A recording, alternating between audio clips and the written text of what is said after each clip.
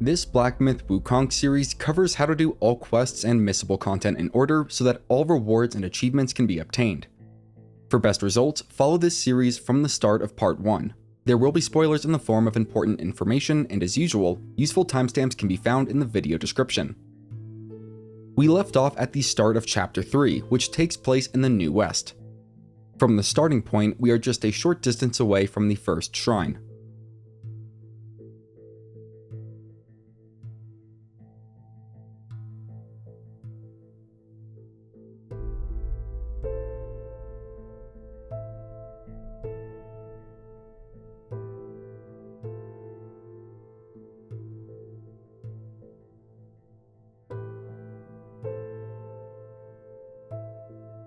Upon reaching it, we should make a quick trip back to the Marsh of White Mist in Blackwind Mountain, as Shen Monkey will have an Awaken Wineworm and a Luojia Fragrant Vine available for purchase. This will allow us to upgrade both our gourd and coconut wine a single time.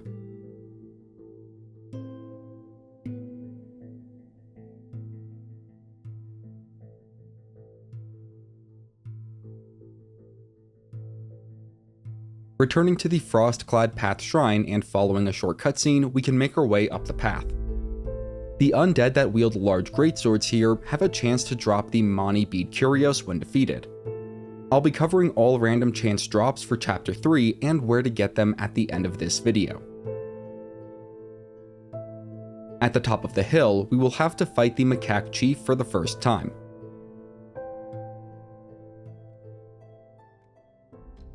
Afterwards, we can enter the temple area and go up the stairs to our left.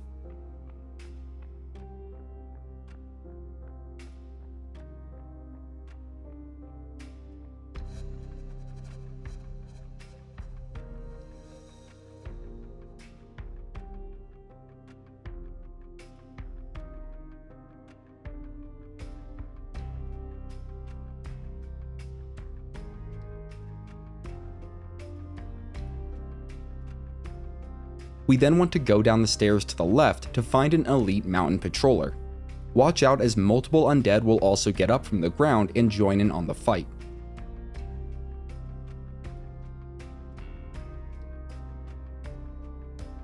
After we get the mountain patroller spirit, we can loot a metal chest nearby and then backtrack a short distance.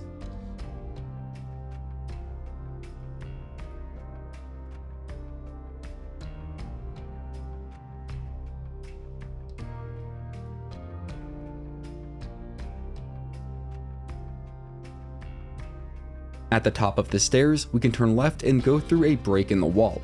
There is a wooden chest to our left that we can quickly grab, then approach the center of this area to trigger a cutscene, which will bring us to our next shrine.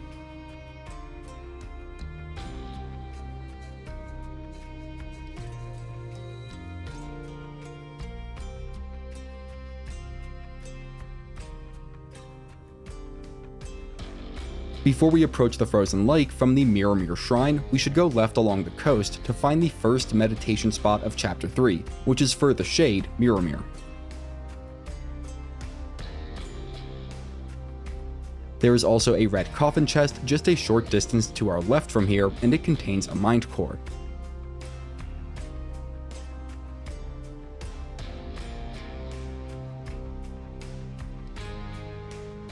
After grabbing that, we can approach the building at the center of the lake to face the next major boss. You can pause until after defeating it to avoid spoilers. After defeating Kang-Jin Loong, we will be transported to the Pagoda realm, which is a prison of sorts. There is also a missable item here, so we want to make sure that we don't defeat the final boss of this area until after we've gotten it.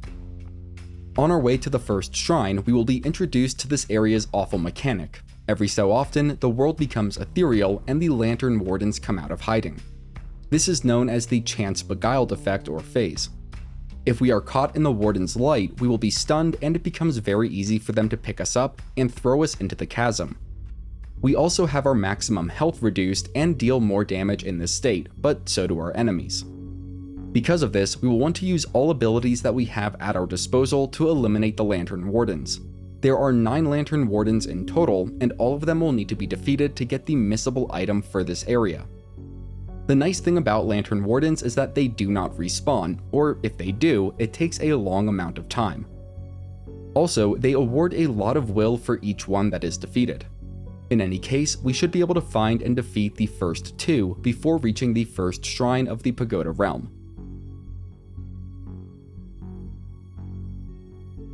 Before continuing through this area, let's make a quick trip back to the Mirrormere Shrine of Snowhill Path and head out onto the lake. In the distance along the right side, we should be able to spot a tree.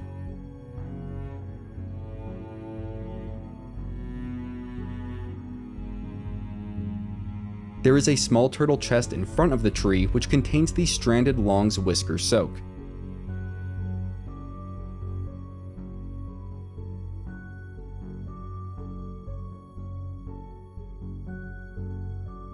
With that, we can return to the lower Pagoda Shrine and make our way further in. Going through the next stretch that runs along the chasm, we should be able to find and defeat the next 2 Lantern-Wardens, bringing our total number up to 4 out of 9.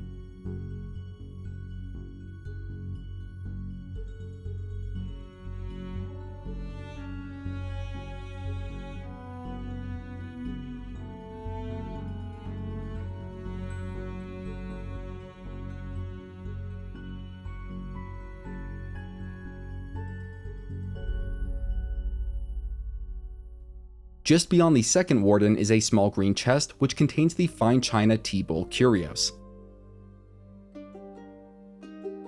We can then go left from that chest to find a ramp that leads up 1 level.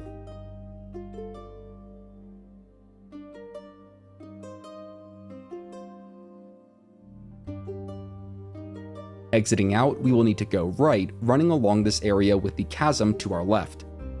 There's a wooden beam that we have to cross, and it's very easy to fall off of it. Because of that, I recommend just running and dodging through the archer attacks. You can also use the Cloud Step ability to get across safely, assuming that you have it equipped. Just don't try attacking the archer near the end of the wooden beam, as this will often cause you to fall. Once across, we'll move into the jail cells area and keep going in the same direction.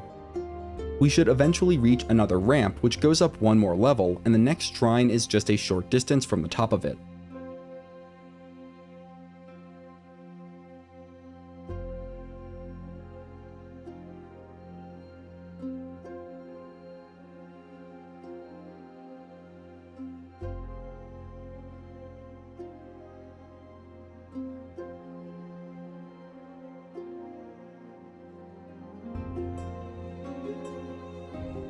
There is an important boss to defeat right near the Upper Pagoda Shrine. However, the Chance Beguiled effect can make it very difficult.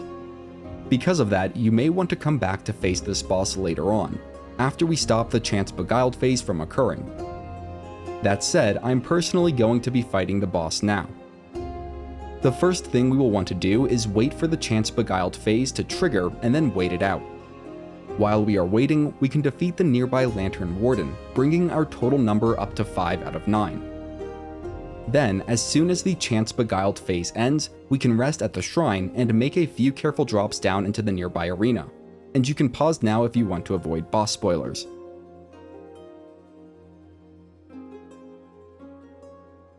For everyone else, we are on a timer to defeat this boss before the Chance Beguiled phase starts up again.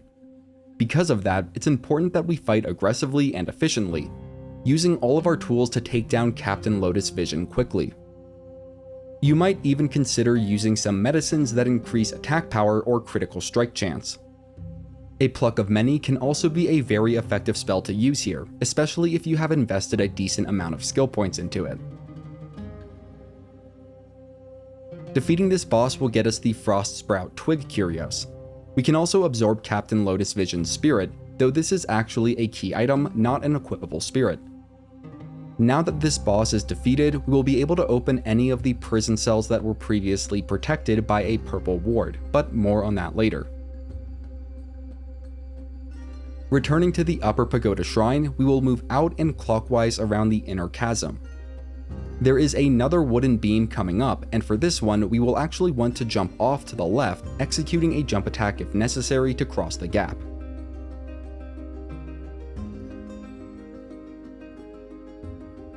We should find an elite Fungiman in the ground along this path, and we can defeat it to get the Fungiman spirit.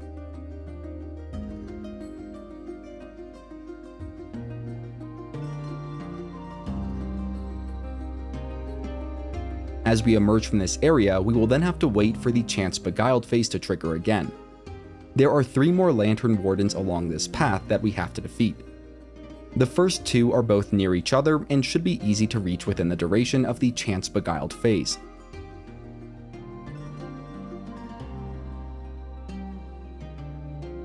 The third one can also be reached, but we will need to move fast as it's a bit further away. It also spends some of its time hanging out in an alcove, so you may not see it right away. Defeating all 3 of these Lantern-Wardens will bring our total up to 8 out of 9. We can then backtrack a short distance and should eventually see a ramp to our right, which we can take up 1 more level.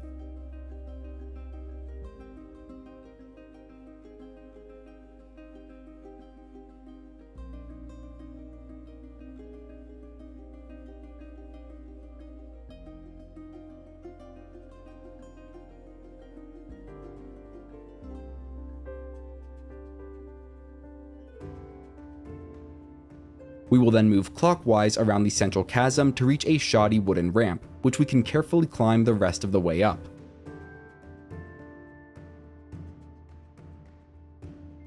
We don't want to defeat the final boss just yet, which is just beyond the Mani Wheel Shrine. However, we should still turn left at the top of the wooden ramp and go discover that shrine at this time.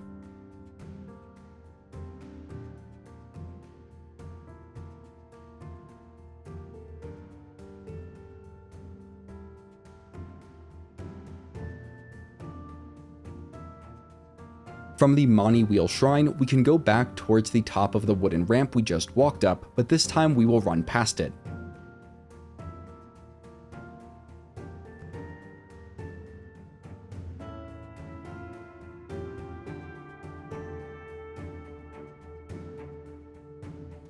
Near a platform, a new bird-type enemy will spawn in to attack us, and we can defeat it if we want. What we need to do though is drop down off the ledge near the end of this area, going 1 level down. We should find ourselves in a new secluded area, and there are a few things that we need to get here. Those being an Elite Blade Monk, which we can get the spirit of, an Awaken Wineworm in a glowing pot, and our final Lantern-Warden. We should get the Auspicious Lantern Curios immediately after defeating the final Lantern-Warden, but if you don't, go back and check the other Lantern-Warden locations and make sure that none of them have respawned. These next 2 parts can only be done after defeating the Captain Lotus-Vision boss. So if you are waiting to do that until after stopping the Chance Beguiled phases from occurring, then just come back to these steps after defeating both the final boss of this area and the Captain Lotus-Vision boss. For everyone that has already defeated Captain Lotus-Vision, the first thing we will do is go meet a new NPC.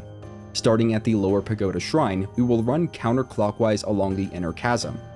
The third Prince NPC is in a prison cell that was previously inaccessible. With Captain Lotus-Vision defeated, we should now be able to enter the prison cell.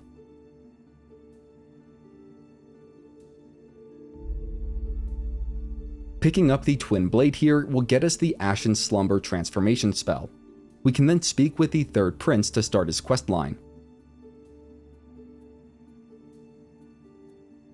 There is also 1 more spirit to get in this area before facing the next major boss.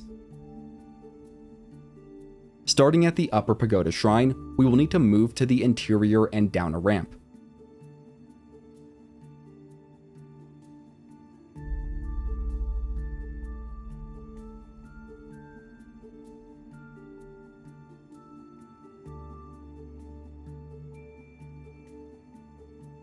Once at the bottom, we'll need to turn left and move down this path, eventually reaching a wooden beam, which we will need to cross.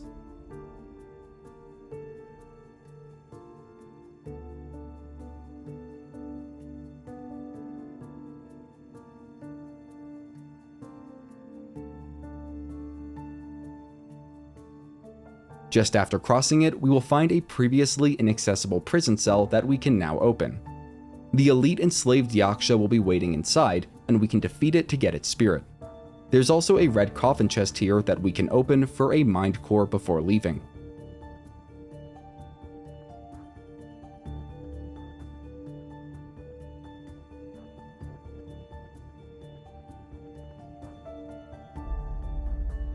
All that's left is to go fight the next major boss.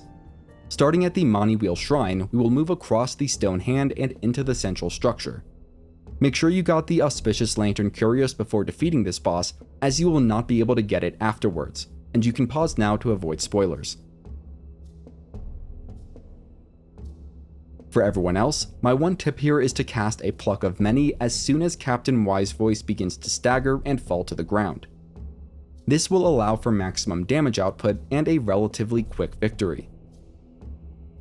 After defeating the boss, we should make sure to absorb its spirit for the third Prince questline.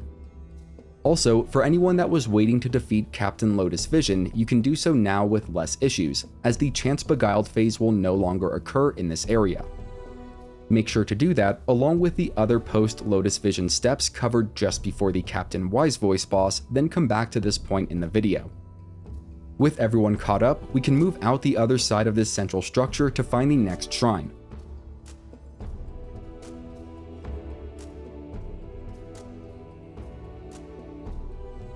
From the shrine outside the wheel, we will move through the cave into the next area. Along the way, we can grab some Jade Lotus, and these have a chance to give us the tender Jade Lotus soak when harvested. More importantly, we can get our second Luojia Fragrant Vine of Chapter 3.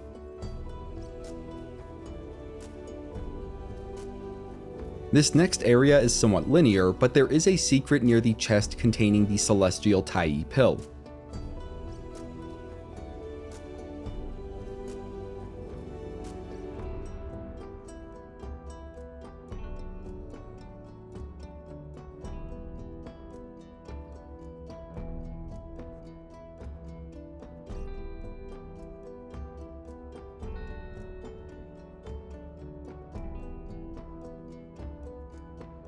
If we break through the wooden fence behind it, we can follow the hidden path to a scenic location where the second meditation spot is waiting. It's for the bottom Pagoda realm.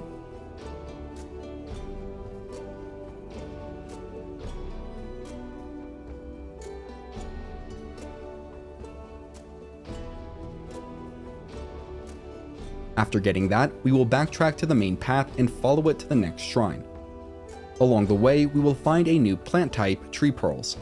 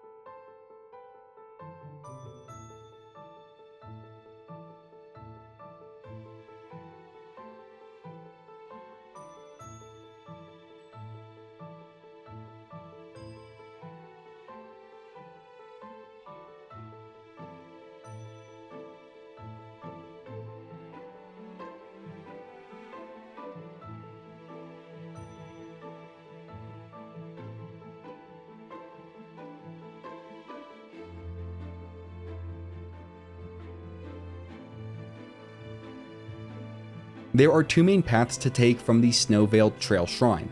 The first starts with a downward slope, which leads to a long rope bridge. The area that follows is a bit spacious, but the only point of interest here is the Great Pagoda.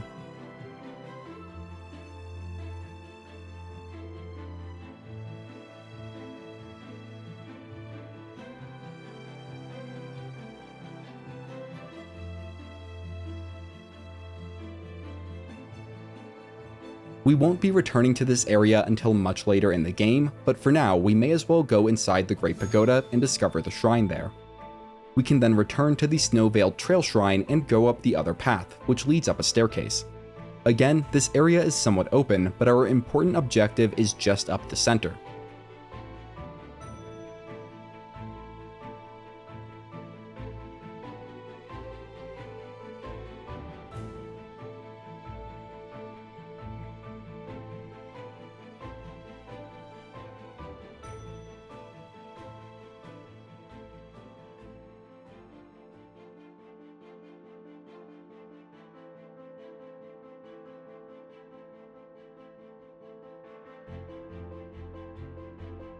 A short distance past a Lotus-Guhh-Lang, which to me looks more like an asparagus, we will be met by an elite Falcon Hermit.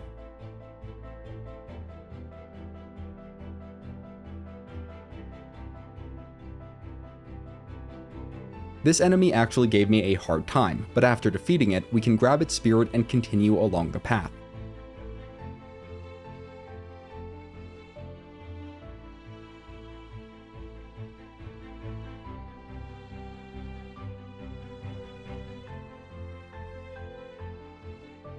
After crossing a short rope bridge, we will find a gold metal chest, which contains a Knot of Voidness and several Mirage pills. We can then continue down the path to the right and drop off near the end of it to reach our next shrine.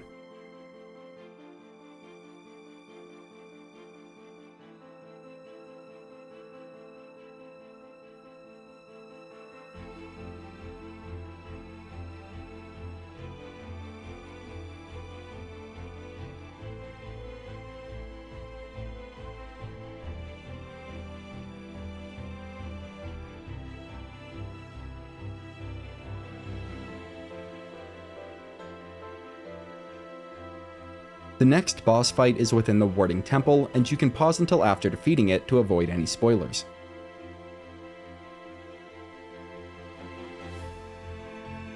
This is our second encounter with the Macaque Chief, and after defeating him, we will get the Ring of Fire spell from Yuan.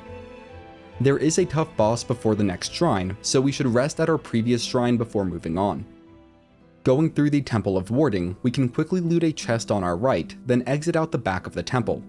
We'll reach a snow slope shortly thereafter, and sliding down it will initiate the next major boss fight. You can pause until after that fight to avoid spoilers.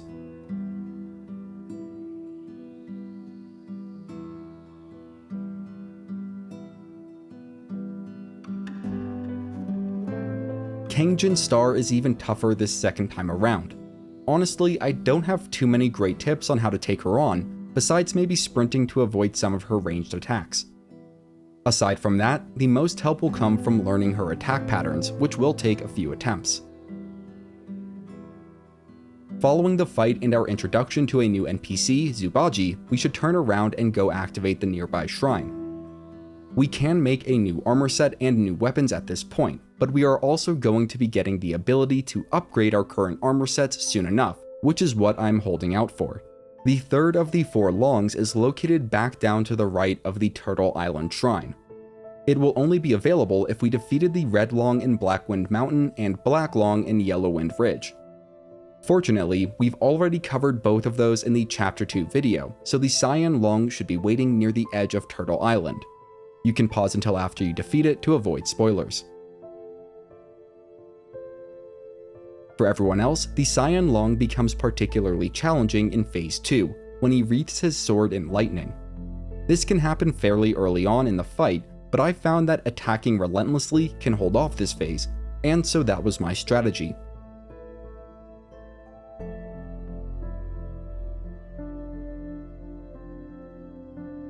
If and when he gets into Phase 2, you just need to be good at reading and evading his swoop attacks, as those are what deal a lot of damage. If you're still having a tough time, you can go get the max health increasing pill on this island and then come back to this fight after. After defeating the Cyan Loong, we can go loot the nearby gold chest for the Mountain Shaking Claw material and the Breath of Fire Soak.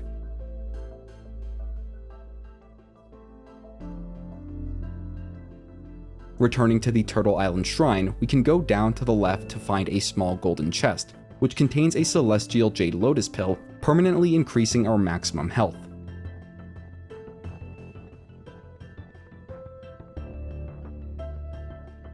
Feel free to explore this area on your own, and when you're ready, make your way over to the far side of Turtle Island and speak with Zodiac to reach the next shrine.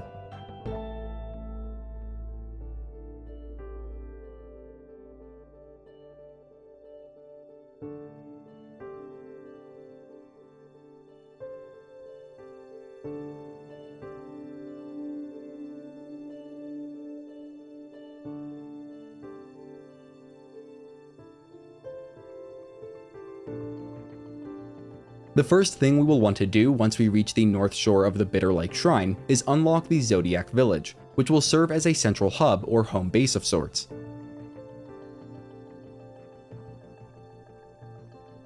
From the North Shore Shrine, we will need to run along the coastline, with the water to our left. we should eventually spot Long Chen out in the water.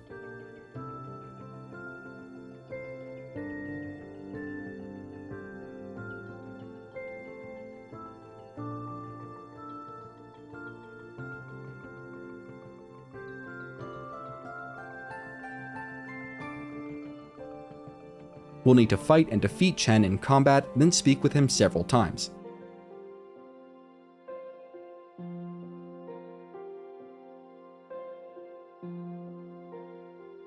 Next, we will fast travel to the Crouching Tiger Temple cellar in Yellowwind Ridge to speak with Zhu Dog. Selecting the talk option should get us the special-made bone strengthening pellet, which we will need to give to Chen. We will also unlock a new formula for a fortifying medicine. With that in hand, we can return to the north shore of the Bitter Lake Shrine and move along the shoreline once more. This time, however, we will find Chen a bit further along the shore than we did the first time around, near a small shack. Giving Long Chen the bone strengthening pellet will result in a small cutscene, and after that we will be transported to the Zodiac Village entrance. We can discover the shrine nearby before taking a tour. We will also get the Ruyi scroll item, which can be used to instantly fast travel to the Zodiac Village from any location. The first benefit of the village is that both Zhu Dog and Shen Monkey are relocated to it, cutting down on fast traveling. Also, if we talk to Zhu Dog and then request medicine, we will get some free consumables, and we can do this periodically. We can also talk to Shen Monkey to get an update on his story. I believe this will also unlock some new items in his shop. Now for the two new NPCs. First, if we go up the nearby stairs, we will find Long Chen. We can deliver any seeds we find to him, then come back periodically to harvest free ingredients. If we deliver all 15 seed types to Long Chen, we will be rewarded with an achievement and a unique Curios. Going back down the stairs, we can follow the torchlit path to a clearing. The other new NPC, Yin Tiger, is found here. He serves as a blacksmith and can craft weapons and armor. He also serves a couple of new functions. Yin sells various materials and can upgrade armor to make it stronger. I like running fast, so I chose to upgrade the Pilgrim's armor set. I will also say that upgrading a set to mythical quality will unlock a new set bonus and change the armor's appearance. This is the case at least for the Pilgrim armor set, and both the new appearance and set bonuses are great. Finally, we can challenge Yin to initiate a duel of sorts. Yin provides an extremely tough challenge, but it's definitely a challenge worth overcoming. After defeating Yin for the first time, we will unlock the Even Flow transformation spell, which allows us to temporarily assume Yin Tiger's form. More importantly, once we've defeated Yin Tiger, we can speak with him and select the Equip More Curios option to unlock a third Curios slot. I can also confirm that this may be repeated in New Game Plus to get a fourth Curios slot. Finally, once we've unlocked our third Curios slot, we can also have Yin craft the legendary Iron Tough armor set, assuming that we have the required materials for it. It should be noted that we can do all of this at any point in the game, and we can also continue to challenge Yin Tiger after defeating him for the first time, if we ever want to test out a new build. With that, let's return to the north shore of the Bitter Lake Shrine. This time, we will move along the coastline with the water on our right. We will eventually find the skeletal remains of a large serpent, and approaching its skull will trigger a boss fight with the Opera Mana Bat.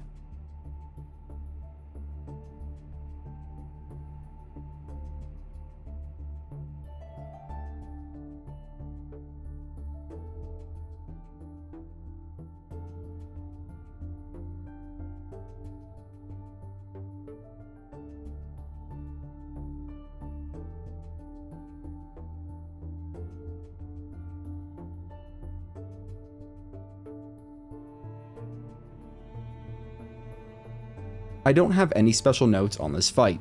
It ends up being a bit drawn out, but is pretty manageable overall. After defeating the boss, we can interact with the Serpent's Skull to complete a quest. We will go get our reward for that quest in just a moment, but first, let's run along the skeletal remains of the serpent and go up the path to our right.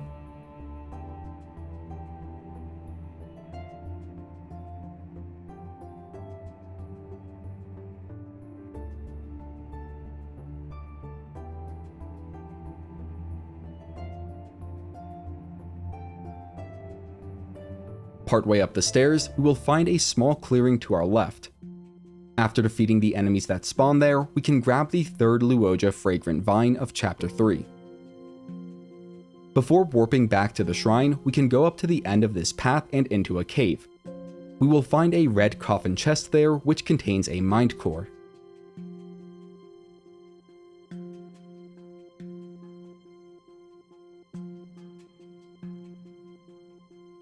I believe we are able to upgrade our gourd again at this point, so feel free to return to Zodiac Village and do that, then travel back to the north shore of the Bitter Lake Shrine. Just a short distance away, we will find our reward for completing the Turtle's quest, the Turtle Tier Soak.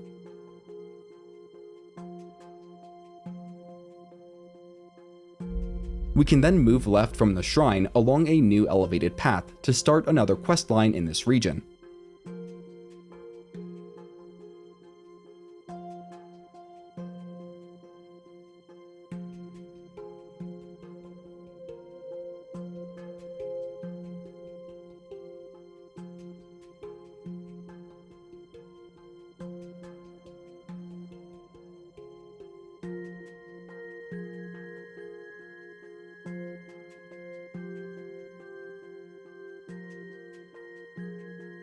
Just beyond a pearl tree, we will find a hat-wearing man that is surrounded by a group of Yao Guai. We need to defeat them all, then speak through all of the man's dialogue to begin his quest. There is a small pond nearby, and after opening the coffin chest there, we can go around the pond to pick up a new drink, the legendary Blue Bridge Romance. We can equip this at any shrine through the brew menu, which is what I will be doing. This drink increases run speed for a short time after a sip, which is great for making walkthroughs. We are returning to the North Shore Shrine one last time. From there, we will move around to the right of the shrine and through a dimly lit cave until we reach the next shrine.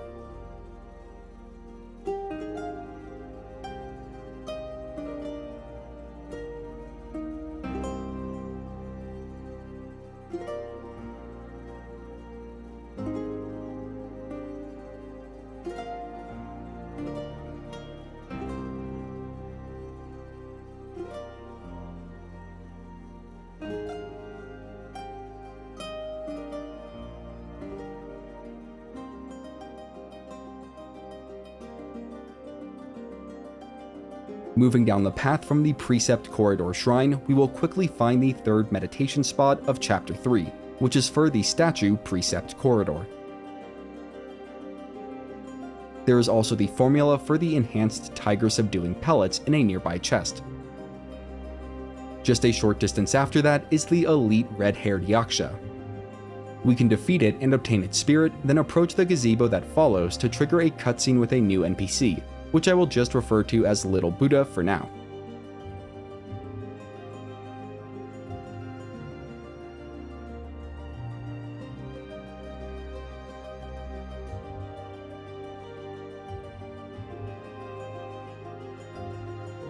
Before going up the nearby stairs, we will want to make our way through the area on our left, interacting with each of 4 Buddha statues.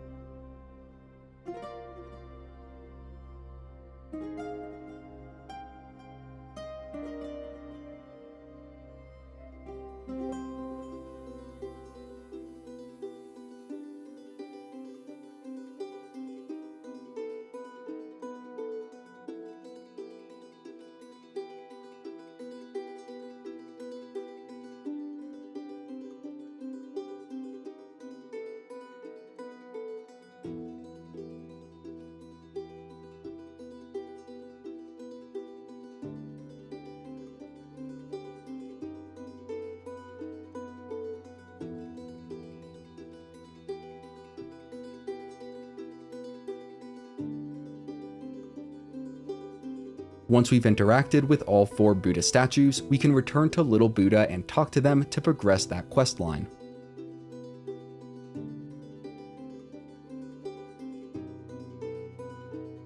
A new path should have opened up at the top of the many stairs nearby.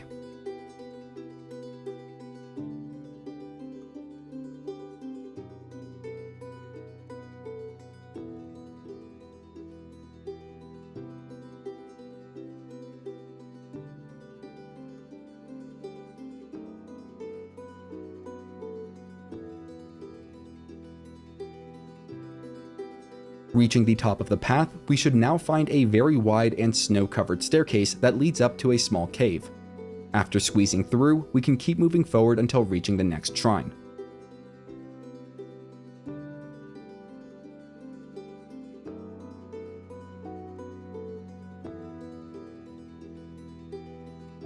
Almost immediately after leaving the Mindfulness Cliff Shrine, we will encounter another minor boss, and you can pause until after defeating it to avoid spoilers.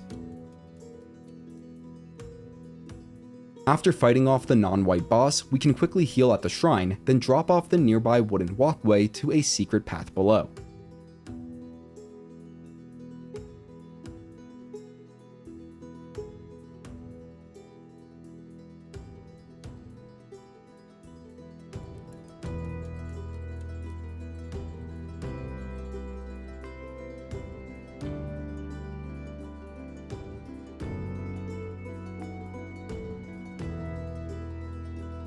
Near the end of this path, we will find a chest which contains the fiery gourd. Just beyond that, we will find the Manjul Chief right before she takes flight. We can then pick up the Skanda of Thought key item from the stone head before making our way out of this area.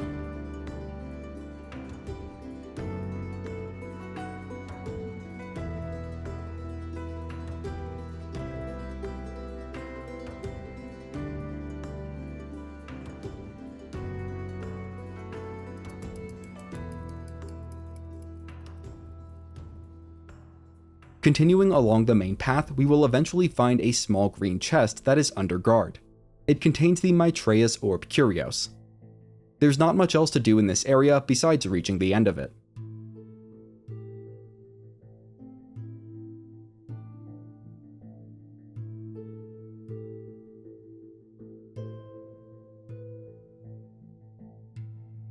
Near the end of this path, we will encounter the non-white boss once more, and this time we will need to completely defeat him. After absorbing his spirit, we can sit down at the 4th meditation spot for Chapter 3, which is for the track Mindfulness Cliff.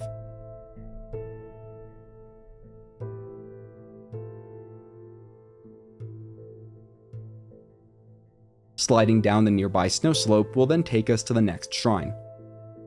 This is probably the largest and most complicated area in the game, but hopefully we can keep things organized and efficient to limit backtracking.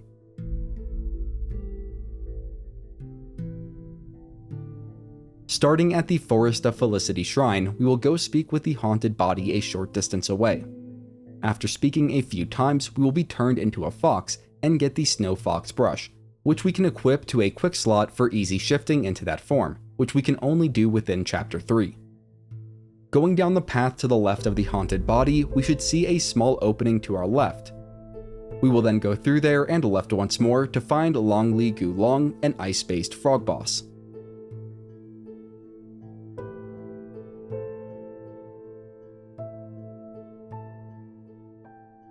After defeating it, we will move back towards the opening we entered, but actually go past it this time around. Following the left dirt path along the snow, we should eventually reach the Towers of Karma Shrine.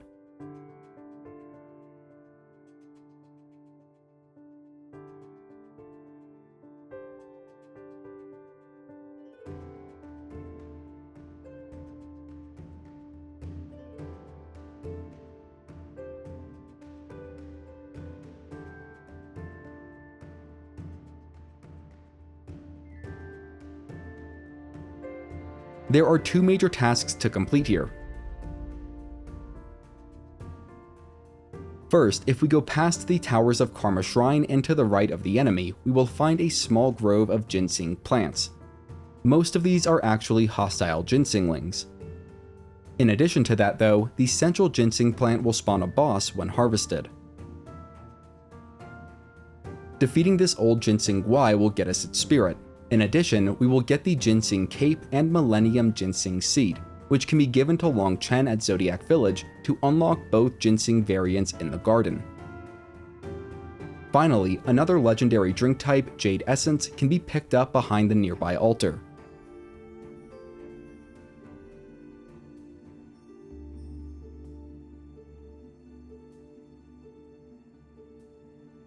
Returning to the Towers of Karma Shrine, we will want to equip the Ring of Fire spell, then follow the path leading away from the shrine. The hat-wearing man NPC should be on our right, and we will need to use the Ring of Fire spell, then speak with the man to progress his questline.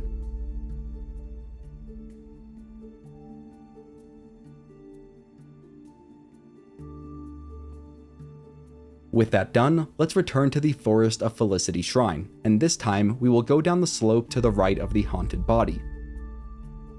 There are multiple ways to reach the Brook of Bliss Shrine, but I just took one of the more direct routes.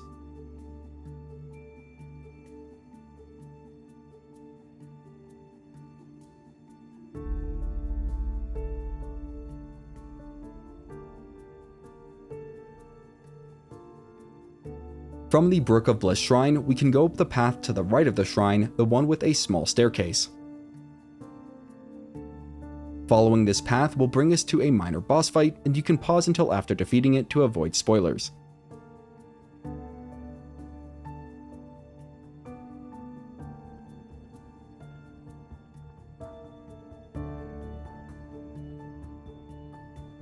For everyone else, I recommend saving all of your hard-hitting abilities for the second phase of the non-able boss fight. The second phase begins after getting through the boss's first health bar and is much more difficult. Besides that, I found that a decent strategy is to just keep your distance and charge up heavy slam attacks. After defeating the non-able and absorbing his spirit, we can return to the Brook of Bliss Shrine. From there, we will drop down into the nearby valley.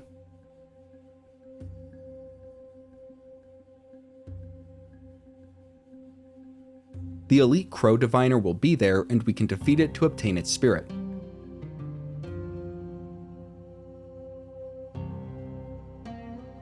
Next, we'll follow the path that runs along the nearby pond.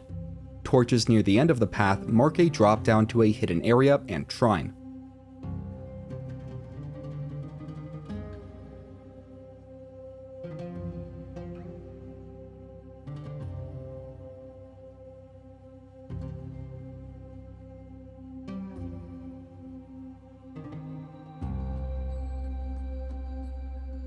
Approaching the statue near the Melon Field Shrine will trigger an important cutscene that everyone should pause until after watching to avoid spoilers.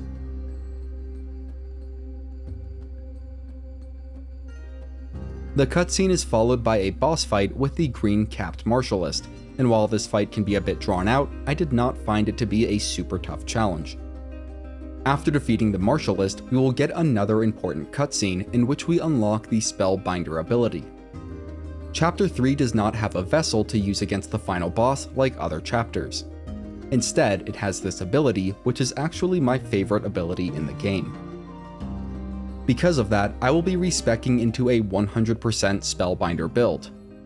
For that, take all skill points out of any abilities that boost spells or mana. Instead, invest all of them into the Spellbinder tree and then into stamina, staff stance, and survival skills. The survival skills that I go for first are critical hit chance, critical hit damage, and stamina regen. The Spellbinder ability can only be used at full mana, and it prevents the use of any other spells, special abilities, or items, though medicines can still be consumed. With that covered, let's return to the Forest of Felicity Shrine. We will make our way down the path to the left of the haunted body, but this time we will stick to the main path.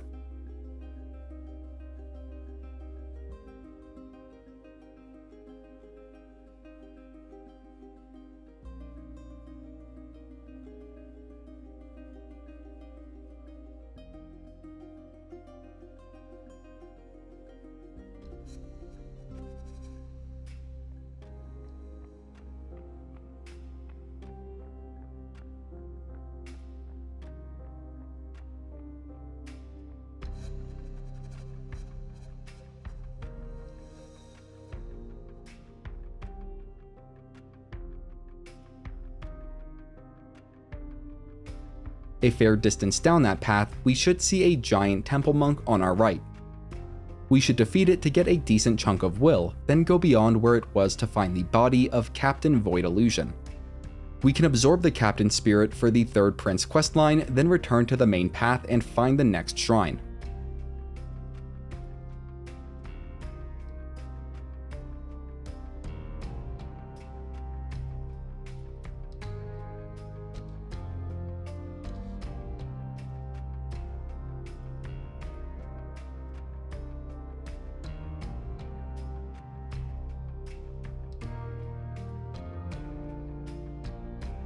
From the Longevity Road Shrine, we will first move to the left over some snow, and follow the dirt path leading up a staircase. This will take us to a small camp with a treasure turtle enemy.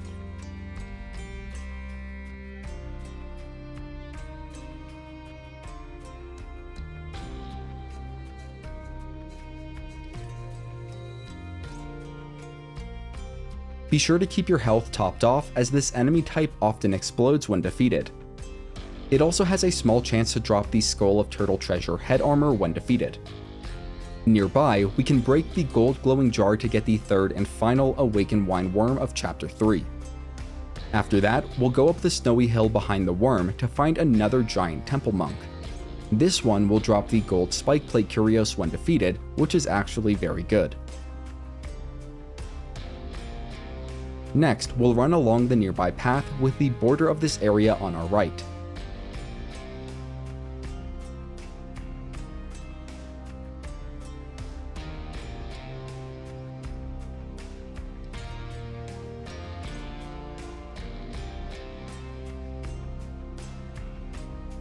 Going this way will take us to a clearing with 2 Falcon Hermits.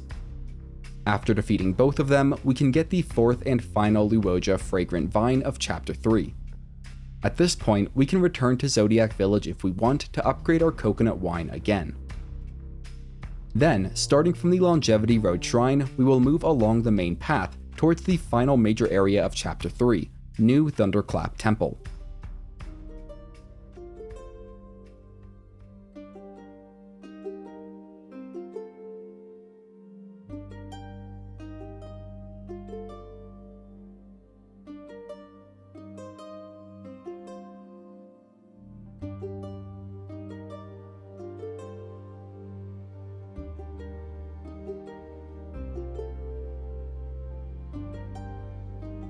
Before entering, we will need to defeat a major boss, and you can pause until after doing that to avoid spoilers.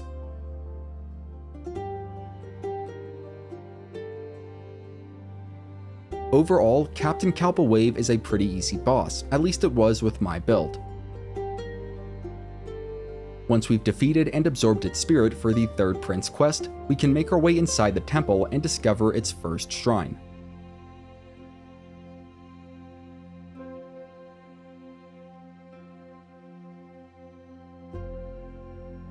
Before we explore that area, let's make a quick trip back to the third Prince, starting at the lower Pagoda Shrine.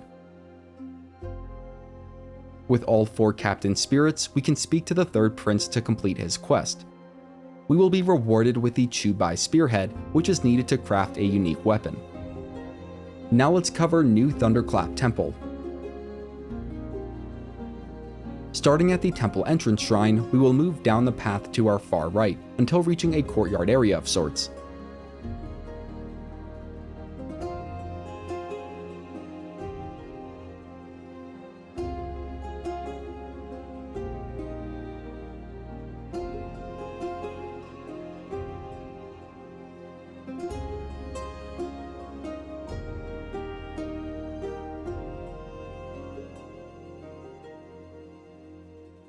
We can get a Knot of Voidness out of a gold chest by a turtle statue.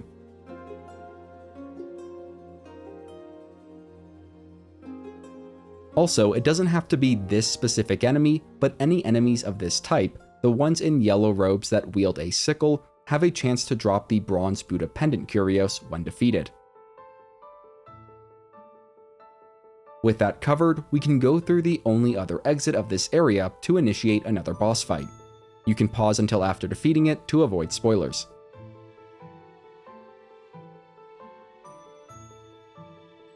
For everyone else, the monk from the sea boss can be a huge pain, at least it was for me at first.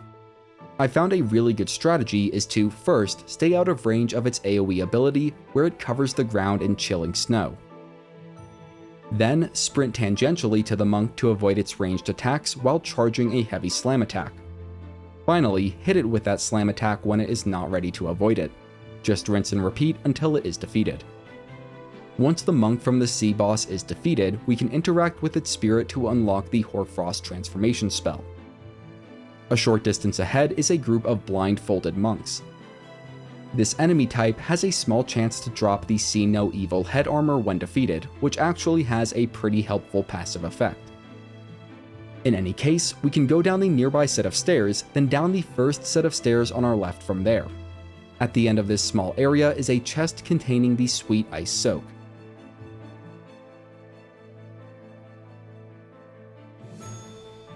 I recommend defeating the Lightning Sorcerer enemies that overlook the nearby arena, as they can be a really annoying pain from range.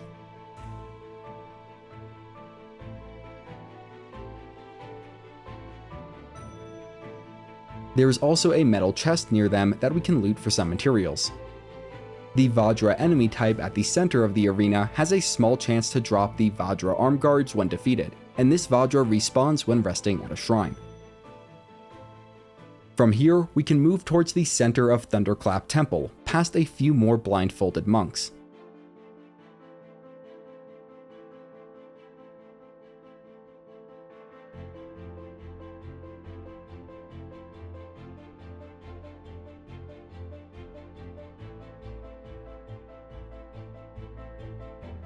If we go into the central building, we'll find a small green chest guarded by a blindfolded monk. The chest contains the Thunderstone Curios.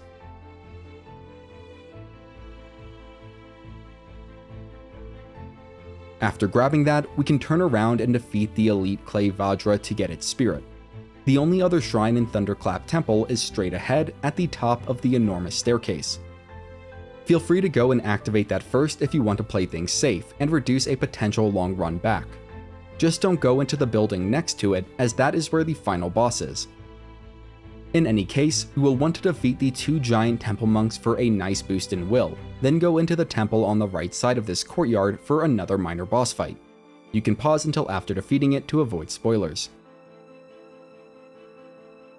The boss, Non-Pure, is laughably easy in my opinion. Just circle him from a distance and charge up slam attacks to beat him. Afterwards, we can absorb the Non-Pure spirit and sit at the last meditation spot of Chapter 3, which is for the Hall New Thunderclap Temple. Next up, let's go discover the last shrine, near the final boss chamber. This next task will require Fox form, which we cannot access if Spellbinder is active. Because of that, we do not want to use Spellbinder after resting at the shrine. Starting from the Mahavra Hall Shrine, we can use the Fox Brush to turn into a fox. Again, we don't want to use Spellbinder. We will then need to move down the huge staircase and towards the area of Thunderclap Temple that is to the right of the center. At least it's to the right from the direction that we are approaching from.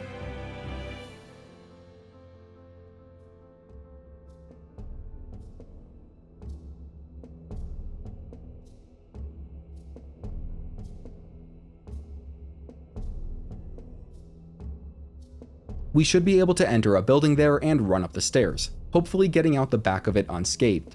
If we are hit, we will be knocked out of Fox form. That's fine, it just means that we will need to defeat the two lightning sorcerers that are in front of the next boss chamber, at the top of a large staircase.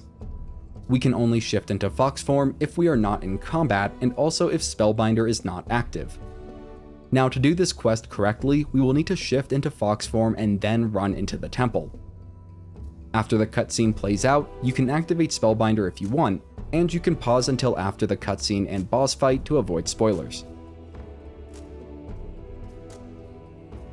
The resulting boss fight with Non-Void is not too challenging, and a few charged slam attacks should do the job.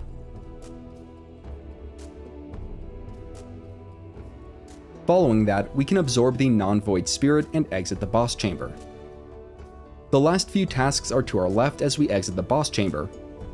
First, at the far side of this area, we will need to clear the enemies and then loot a small gold chest to get the Celestial Nonary Pill, which will raise our maximum stamina.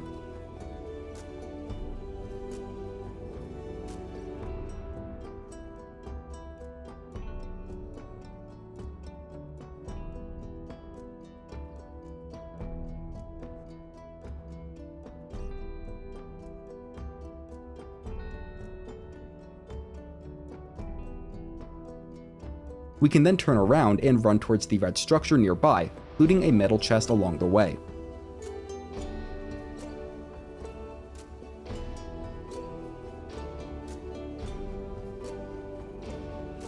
We should find Ma Tianba leaning against a pillar, and speaking through all of his dialogue will progress his quest. Finally, there is a small chest near the back of this area that contains the body fleeting powder formula.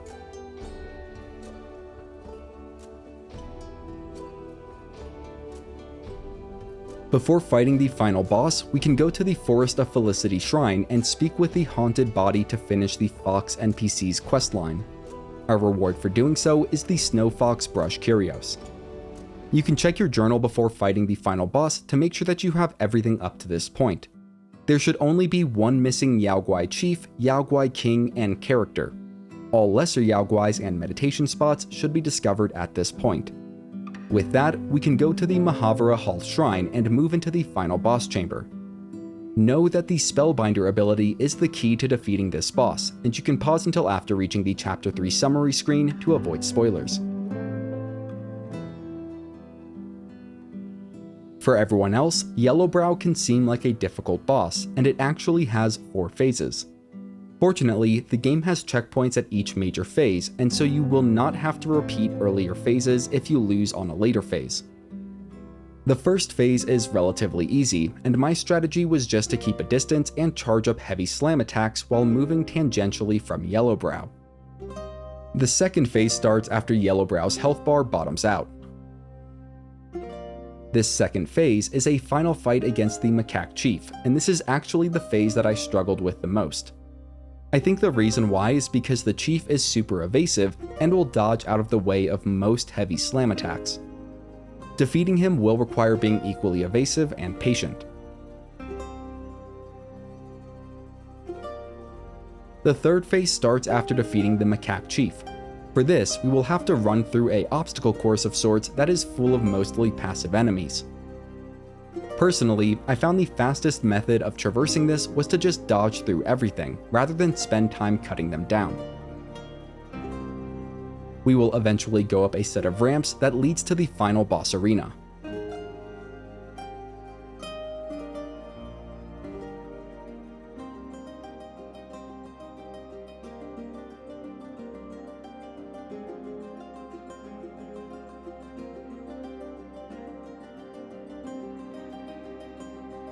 This is where the fourth phase starts, and it's against a much tougher version of Yellowbrow.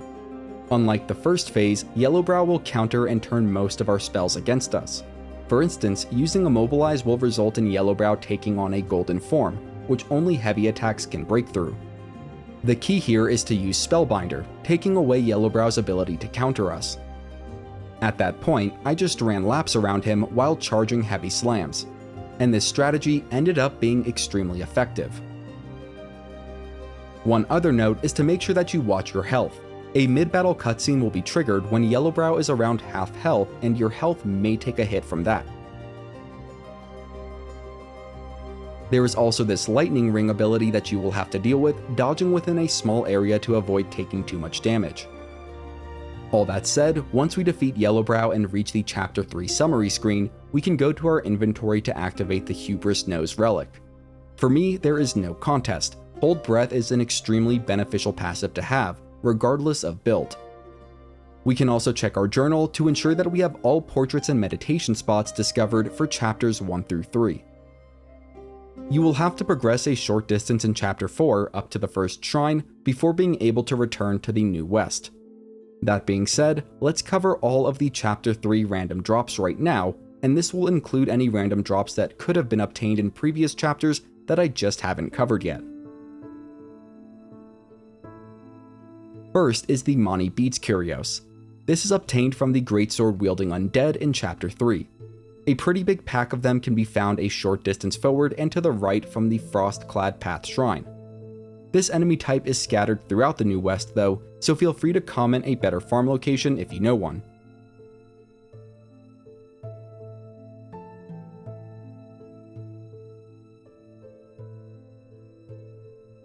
Next is the Skull of Turtle treasure.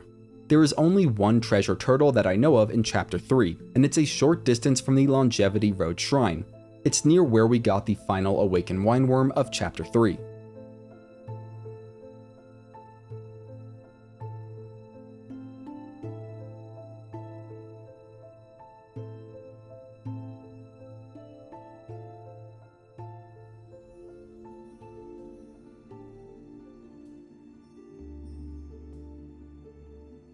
There are multiple random drops that can be obtained in New Thunderclap Temple, so let's cover those now, starting at the Temple Entrance Shrine. Just ahead is this pale monk holding 2 crescent blades. It has a chance to drop the Beast Buddha Curios when defeated, which is actually a really good Curios for crit builds.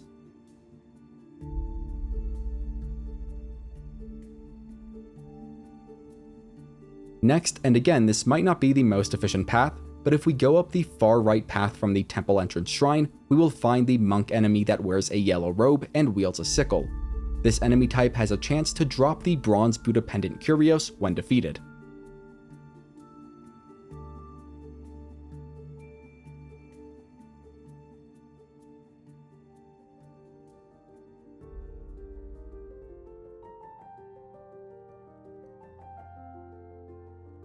A short distance away, we will find that group of blindfolded monks, and this enemy type has a chance of dropping the See No Evil blindfold when defeated, which is also a pretty great piece of armor.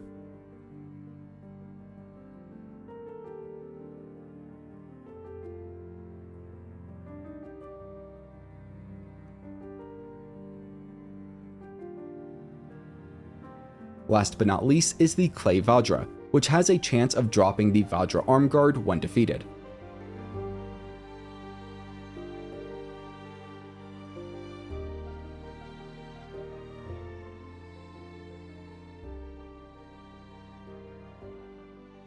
These last 2 items could have been acquired before Chapter 3, but let's cover them now. Starting at the Forest of Felicity Shrine, we can run up and towards the path where we fought the Ice Frog. There are a couple of ginseng plants here, and we have a small chance of obtaining a steel ginseng soak whenever we harvest one. You can stack these soaks in a drink, and having 3 of them produces a very significant amount of easy focus with each sip. Not far from here is a frog pond with 2 Jade Lotus plants. Whenever we harvest one of those, we have a chance of obtaining a tender Jade Lotus soak. That covers all random chance items up to and through Chapter 3, aside from the Goat Skull soak, which you can get from licorice plants in Chapter 2. In any case, if you have any issues or questions, you can reach out to me in the comments where I will do my best to help. We will be covering the entirety of Chapter 4 and the Webbed Hollow in Part 4 of this series. You can find that over on my channel, and if you're new, consider subscribing. You're helping me feed my cat. Her name's Marshmallow. Have a great day. If you're here today, have a great Monday and a great week. And as always, thanks for watching.